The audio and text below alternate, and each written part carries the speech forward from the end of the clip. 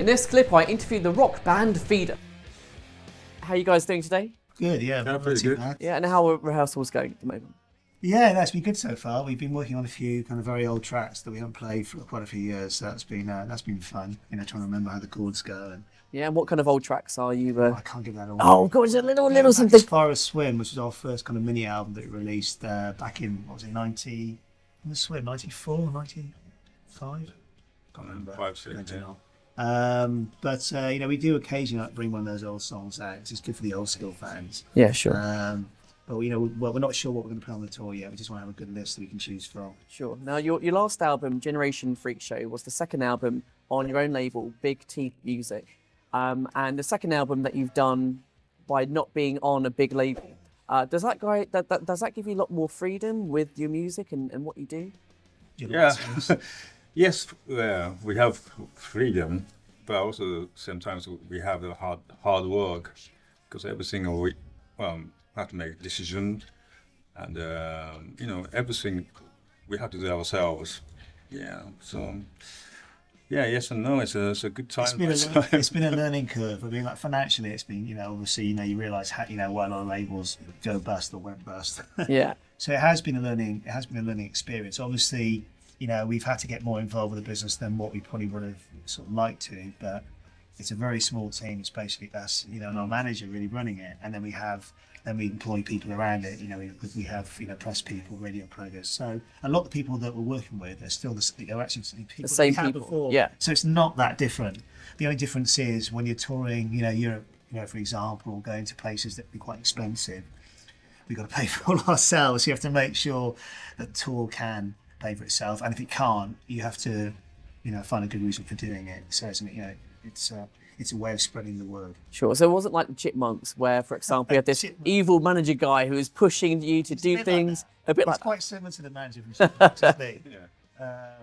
Is that the guy with the sort of bald head? bald head, glasses. Yeah, He's a bit like that. a little bit like that. And how did Generation Freakshow evolve from the last 7 albums that you've done?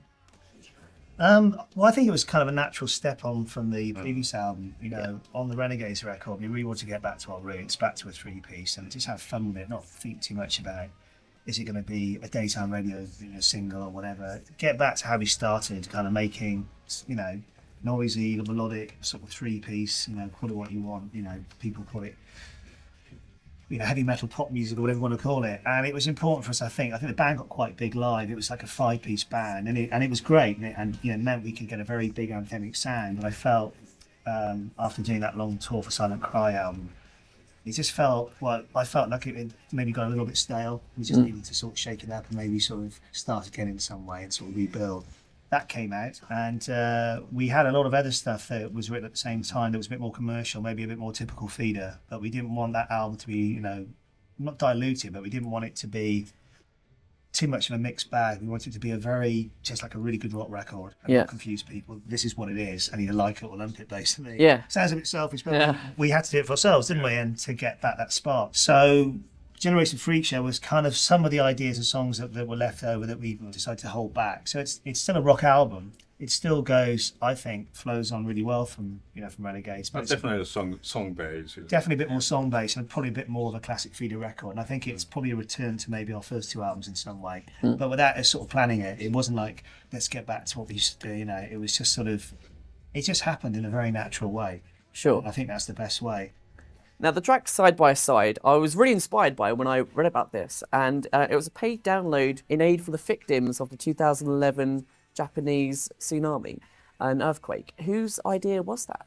Well, we were going on tour when it happened, and we still want to do something, and what we could think of was just, you know, not releasing, but just more like donating this song to, you know, our fans, so some money goes to the Red Cross.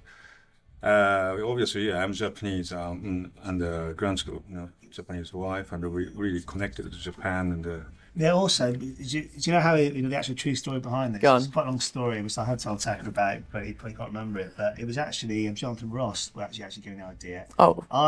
We did a show a few years back, and I know he's absolutely mad on Japan, and he's really into like Japanese culture and toys and everything. Yeah. And he just and he's obviously got my number still. He just sent me a random text. He doesn't sort of keep in touch that well, but he sent me a random text saying, "Oh, we should do something about the whole kind of the tsunami thing." And he was on about doing a concert or something. And I thought about it. I spoke to my manager about maybe getting some bands. We talked about maybe doing the Cocos, getting a few really cool acts. And it all went a bit cold. So that's when I had the idea. And then I spoke to Taka about, well, should we do a track? And we were on tour at the time. But actually, I think we were actually on tour. Because I remember we were in a van. I think we were doing something in Europe or something.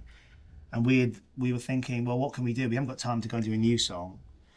And we thought, what have we got that we've already recorded that hasn't been used? And then it didn't even have a title. I think it was called Barbarella at the time. So we changed it to Side by Side, which we felt was more appropriate, and then we decided to release that, and that is the true story. I've got nowhere to hide when a ghost lives inside my body. I feel the way from within.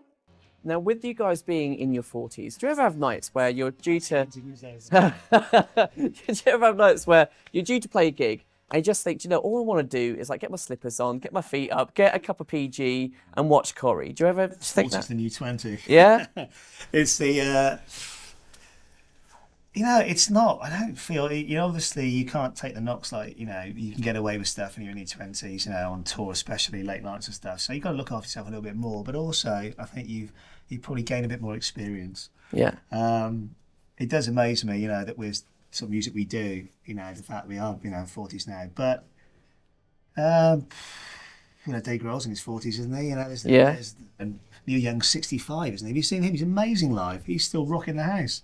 Now, I heard your fans could get a special golden ticket upgrade for your new tour.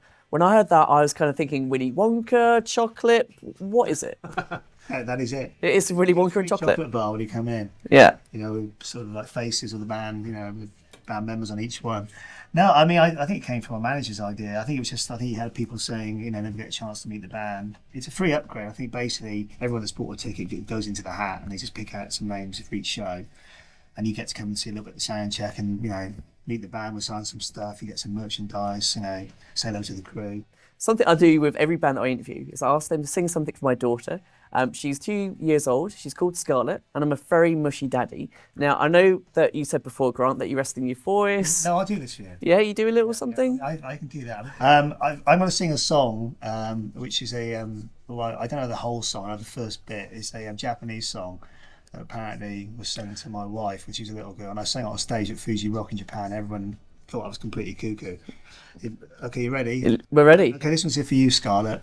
Karasu nazinaku no karasu e yama ni kawaii nanasu no kogo aru kara yo. Cha-cha-cha.